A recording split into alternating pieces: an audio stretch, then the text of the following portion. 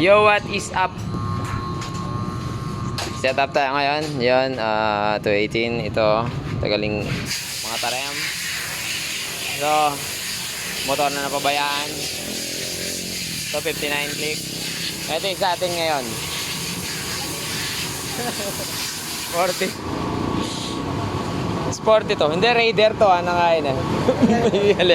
Dito Raider. Mio to, Mio. Pinagawa daw nila. Pina-change oil. Pinabaltan ng bola. Nag-ingay. Gusto ya, sir? Tama ba? Shoutout, sir. Okay. Tama daw. Pina-change oil. Pinaltan ng bola. Nag-ingay. May ganong issue pala. Start nga natin. Naku! Sigunil boy na ba?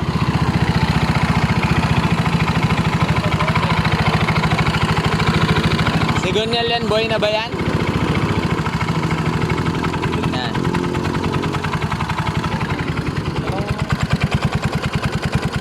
Uy, wala pang pan cover. So yun, kapag ganong instances, nagpapalit ng bola, syempre yun yung iisipin natin pinakahuling ginawa eh. So doon tayo magche-check. So, buksan na natin yan para malaman yung problema. Oh. Grabe oh. Tunog kuleg-leg. Ano yung kuleg-leg sa Kapampangan? Pog-pog. Buksan mo na yan, no? Tepworks. Alright, update.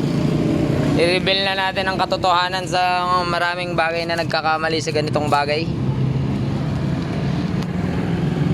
Ito yan. Ayan oh. Gumagalaw.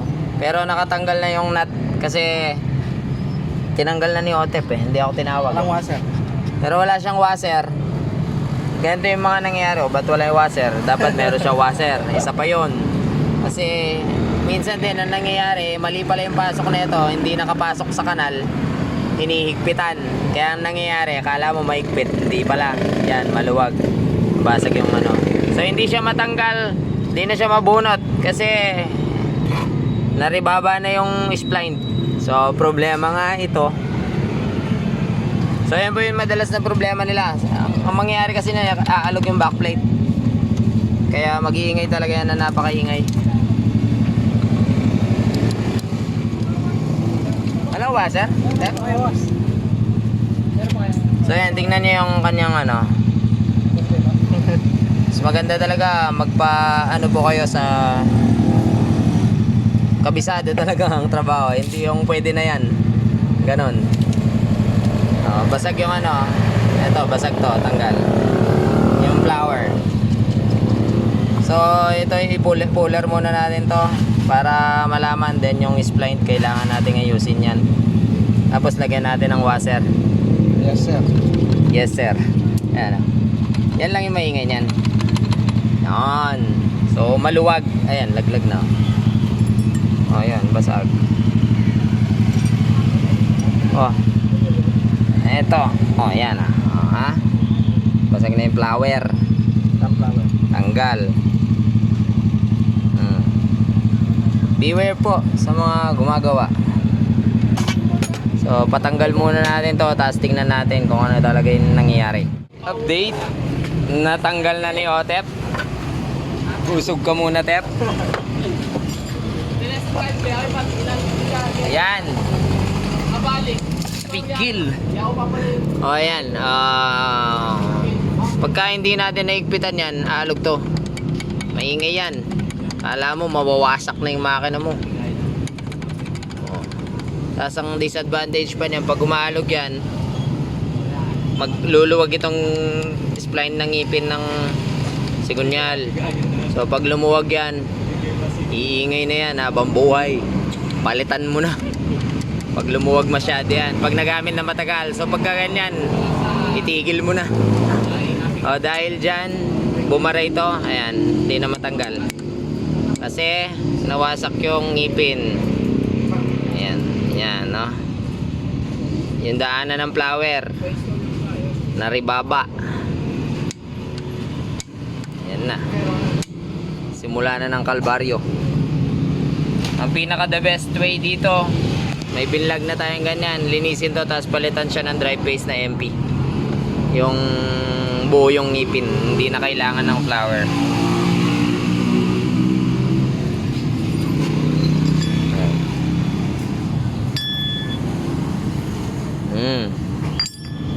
So ayan, paraanan natin to. Ipapalinis na natin to.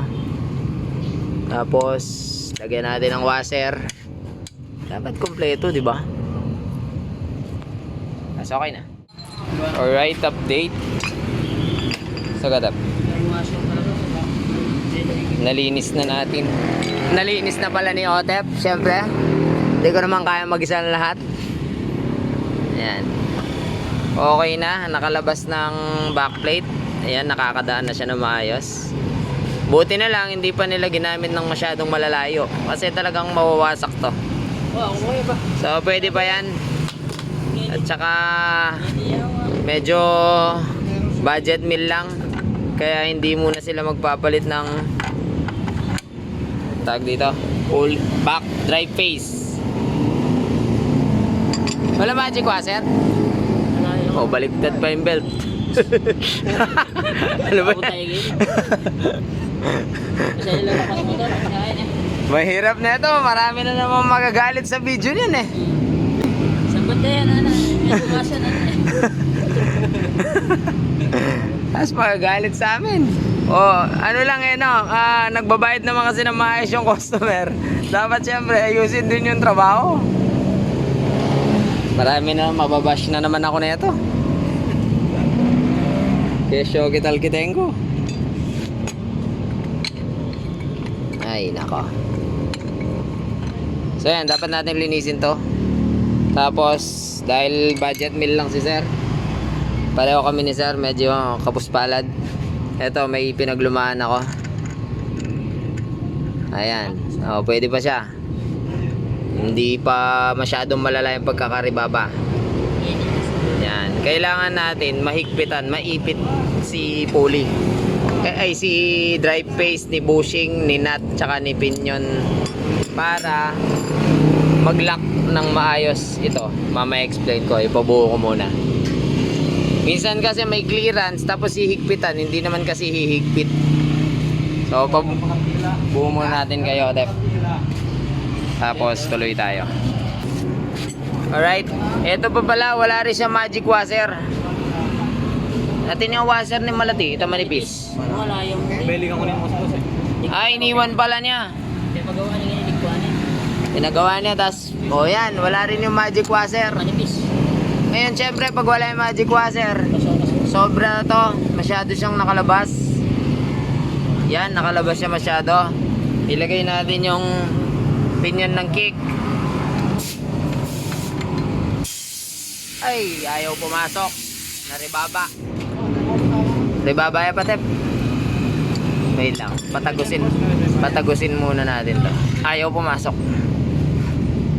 Ayan, yan. Wait lang ha. Nisin muna natin yung kalye niya. Yan. Halos patag lang.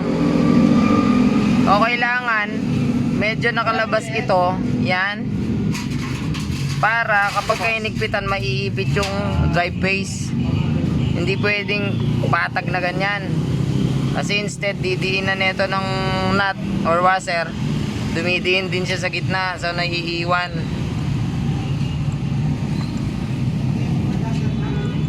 Yan, naiiwan siya. O kailangan, may magic washer din to para lumabas siya ng konti. O, halimbawa, ganyan. Nakalabas ng konti.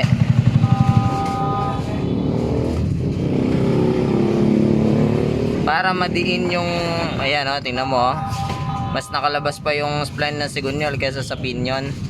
Kailangan naka-atras yan para pag hinigpitan nito, maiipit siya. O gawin na natin yan. Lagyan natin ng magic washer, tapos lagyan natin ng washer dito sa labas. Standard. Huwag mga bashers dyan. Mga bashers nga, yung mga ano yung mga gali na, iyakan na naman yan. Hindi ko naman sinasabi yung pangalan nila eh. Hindi naman sinasabi yung pangalan, no? Alright, meron tayong magic washer na nakatabi din dyan. Dahil laging spotting ginagawa natin, kailangan marami tayong extra parts. So lagay ko muna yung magic washer. Ayan. Lado na sila sa flashlight. Ay, palit Ayan, sa yan, boss. At itama na natin ang kanyang belt na baliktad. Oh, share lang. Yung belt po, ganyan ang posisyon. Kaya po may araw yan. Pabaliktad. Oh, baliktad. Hey. Yan. Oh, lagyan na natin. Ayan. Pero tanggalin muna natin ha. Pakita ko lang. Lagay natin ang pulley ay drive phase. Kailangan Pare mo, boss. yan. Tingnan niyo po. Naka-atras ang spline. Ayan oh.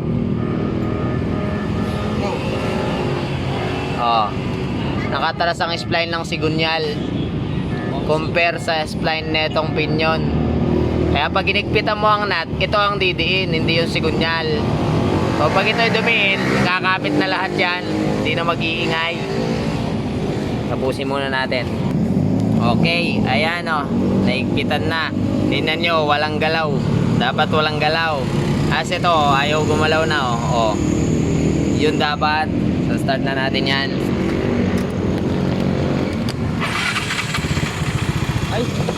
Ay. Rev me. Rev mong konti. Yan tahimik na. Ganyan dapat, hindi yung kanina parang mawawasak yung makina. Yung ilaw po nasa side. Ganyan talaga. Salamat po sa panonood. Sana nakatulong sa mga nangangailangan. Tips lang para sa mga siguro medyo bago pa yung gumawa. Para po masiguro yung pagkakagawa, i-triple check na para sigurado. Triple check na po yung paggagawa para hindi naman nakakadismaya dun sa part ng Full check daw nagpagawa. Salamat po sa panonood. Pulidong gawa at Genrix.